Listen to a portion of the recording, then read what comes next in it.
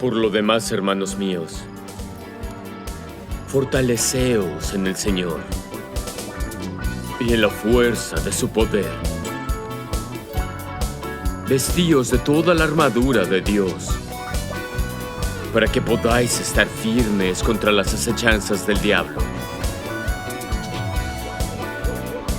Porque no tenemos lucha contra sangre y carne, sino contra principados, contra potestades, contra los gobernadores de las tinieblas de este mundo, contra las fuerzas espirituales de maldad en las regiones celestes. Por tanto, tomad toda la armadura de Dios, para que podáis resistir en el día malo, y habiendo acabado todo, estar firmes.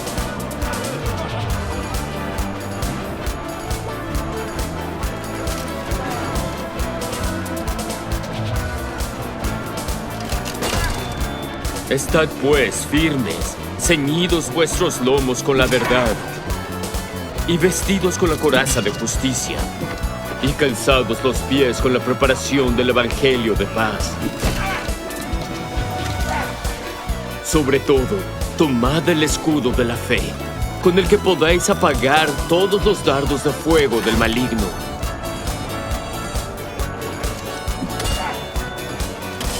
Y toma el yelmo de la salvación y la espada del Espíritu, que es la palabra de Dios, orando en todo tiempo con toda oración y súplica en el Espíritu, y velando en ello con toda perseverancia.